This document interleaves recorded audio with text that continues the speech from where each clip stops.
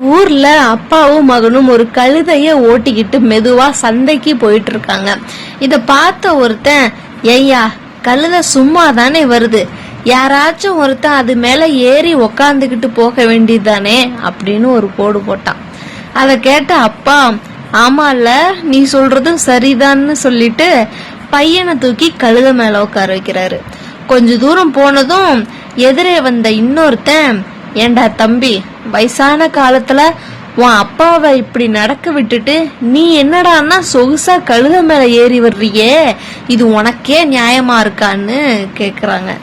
பையனுக்கு மனசு கஷ்டமாயிடுச்சு. சரிப்பா நீயே ஏறிக்கோன்னு சொல்லிட்டு அவன் கீழே இறங்கிட்டான். இப்ப அப்பா கழுத மேல ஏறி உக்காந்தாரு. இன்னும் கொஞ்ச தூரம் போயிருப்பாங்க. அங்க வந்த ஒரு ஆளு, ஏனையா பெரியவரே, பச்சை பிள்ளைய நடக்க விட்டுட்டு நீங்க மட்டும் ஜாலியா கழுத மேல போறீங்களே, உங்களுக்கு கொஞ்சம் கூட மனசாட்சியே இல்லையா அப்படின்னு சத்தம் போடுறாரு. அப்பாவும் மகனும் குழம்பி போயிட்டாங்க. இப்படி சொன்னாலும் தப்பு, அப்படி சொன்னாலும் தப்பு. சரி நாம 2 பேருமே ஏறிடுவோம்னு முடிவு பண்ணி 2 பேரும் கழுத மேல ஏறி உக்காந்தாங்க. அத பார்த்த ஊர் ஜனங்க சும்மா இருப்பாங்களா? அட பாவிகளா, வாயில்லா ஜீவனை இப்படி 2 பேரா ஏறி சித்திரவதை பண்றீங்களே, மனுஷ பயலுகளா நீங்க அப்படின்னு திட்ட ஆரம்பிச்சிட்டாங்க.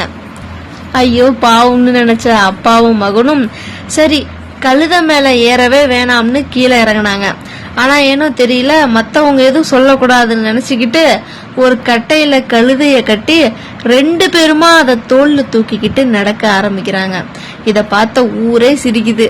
இங்க பாருங்களேன், கழுதைய தூக்கிக்கிட்டு 2 முட்டாள்கள் போறாங்கன்னு கத்திக்கிட்டு எல்லாரும் கேலி பண்ணாங்க. அந்த கூச்சல் குழப்பத்துல மிரண்டு போன கழுத திமிரிக்கிட்டு கீழே குதிச்சு அவங்களையும் தள்ளி விட்டுட்டு ஒரே ஓட்டமா ஓடி போயிருச்சு. கடைசியில மத்தவங்க பேச்ச கேட்டு இப்படி அடிபட்டு கழுதையும் கோட்டை விட்டுட்டோமேன்னு அப்பாவும் மகனும் வருத்தப்படுறாங்க. இந்த கதையோட நீதி என்னன்னா, யார் என்ன சொன்னாலும் சரி, நாம ஒரு விஷயத்த செய்யறதுக்கு முன்னாடி நிதானமா யோசிச்சு செய்யணும். மத்தவங்களுக்காக வாழ்ந்தா கடைசியில கழுத போன கதை தான். இததான் திருவள்ளுவர் நன்றாற்றலும் தவறுண்டு அவரவர் பன்மறிந்தாற்றா கடை அப்படின்னு சொல்லிட்டு சொல்றாரு. இந்த குறள் அறத்துப்பால்ல செய் நின்று அறிதல் அப்படிங்கிற அதிகாரத்துக்கு கீழே வருது. இதோட குறள் நம்பர் 110. பாத்திரம் அறிந்து பிச்சை எடுன்னு சொல்லுவாங்க இல்லையா, அது போல யாருக்கு எதை செய்யணும்னு யோசிச்சு செஞ்சாதான் அந்த நன்மை முழுமையடையும். இல்லன்னா அந்த நன்மையாகவே கருதப்படாது. நல்லது செய்யறது முக்கியம், ஆனா அதை யாருக்கு செய்யறோங்கிறது அதை விட முக்கியம்.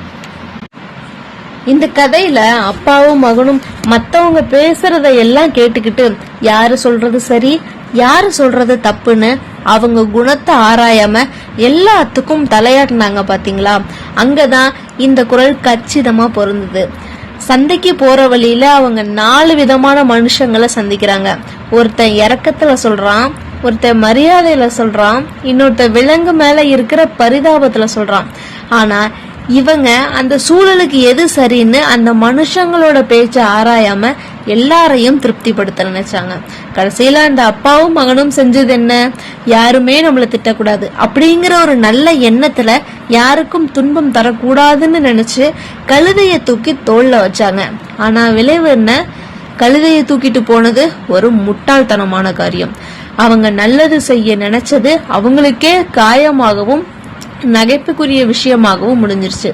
இந்த கதையில வர்ற அப்பாவும் மகனும் எதிரே வர்ற ஒவ்வொருத்தரோட பண்பை அவங்க எதுக்காக இத சொல்றாங்கன்னு புரிஞ்சுக்காம அவங்க சொன்னதை எல்லாம் நன்மையா நினைச்சு செஞ்சதுனாலதான் கடைசியில அது ஒரு பெரிய தவறா முடிஞ்சது. மத்தவங்கள திருப்திப்படுத்தணும்னு நீங்க செய்யற நல்லது கூட சில நேரத்துல உங்களை முட்டாளாக்கிறோம். அதனால யாருக்காக எதை செய்யறோம்னு யோசிச்சு செய்யுங்க.